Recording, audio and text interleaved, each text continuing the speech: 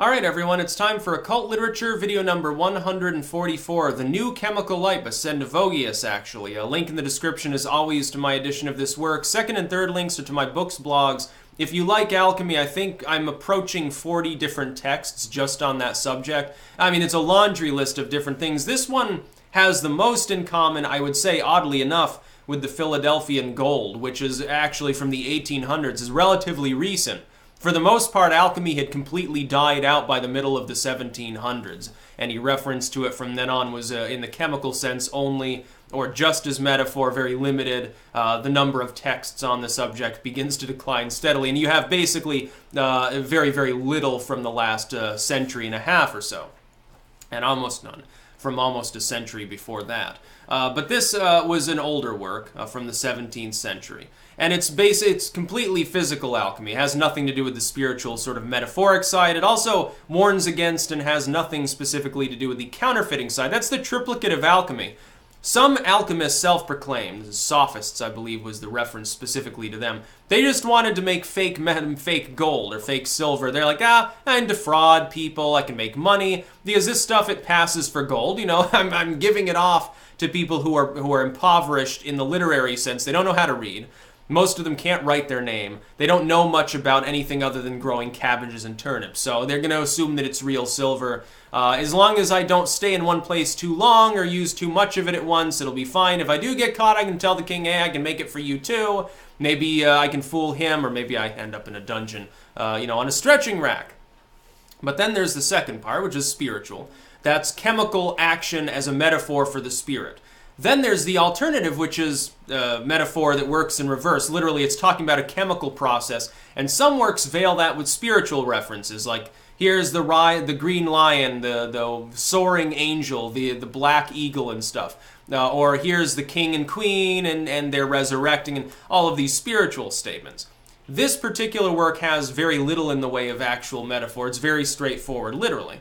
Now, for instance, you have the idea of four elements, turning into three essential substances, the sulfur, mercury, and salt of the alchemist, which don't actually mean specifically those mundane substances all the time. Sometimes the references are mixed up. You have to sort of dig through it a little bit. You have to dig through the alchemical dross in order to find the philosopher's stone, so to speak. They then turn into the dichotomy, the male and female, and then the conjoining of them creates the fundamental original substance, which was said to be like, it's the original substance that can come from all things. But the alchemists were speaking of foliated earth as a reference to this, literally the leaching of nitrate from compost, and then used in various materials and practices and experiments. The creation of elixir, sometimes involving lead. There are different recipes. There are some universal standards that are sort of the real thing, but there are side recipes like Hollandus' work, references a work of Saturn, for instance, turning lead into a form of ixir or elixir. Now, it's not clear in his work specifically. It appears to be referring to literal lead, but he claims it's antimony. I'm pretty sure it's literal lead, and that's a joke, basically, so that the ignorant reader will try to use antimony, fail, and not actually complete the recipe. And this is common, too, deliberately leading the reader astray, so that the only people who can get anything out of the text are either very, very smart, or the inner circle of that person who has delivered to them, usually in cryptographic form, sort of, yeah, here's how you interpret this. Don't tell anybody. And so then you have like Pontanus and some of these later. They say, oh, a lot of this is bull crap. It's hidden meaning. This is what it's actually meant, and they reveal some of the secret. And then in order to sell books, usually they wouldn't reveal the whole secret, but they'd get you a little closer to it so that you could be a little less smart and still do alchemy. But this is an excellent work. Again, it's delivered partially in the form of dialogue between the alchemist and his work subject, literally Mercury or nature.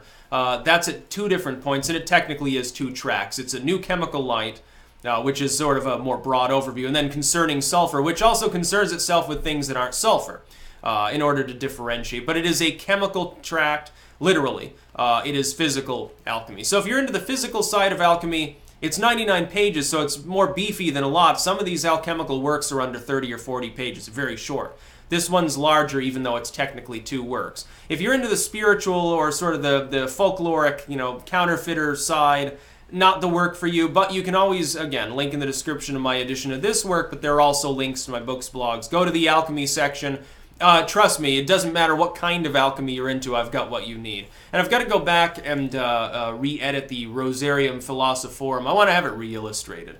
Mine are okay, but they're not, they're not perfect. They look kind of cool, but I'm not the best at illustrating things, even if I'm basically just rendering something that I'm looking at. I am not 100% accurate on such things. Not perfect, and I want them to be, actually.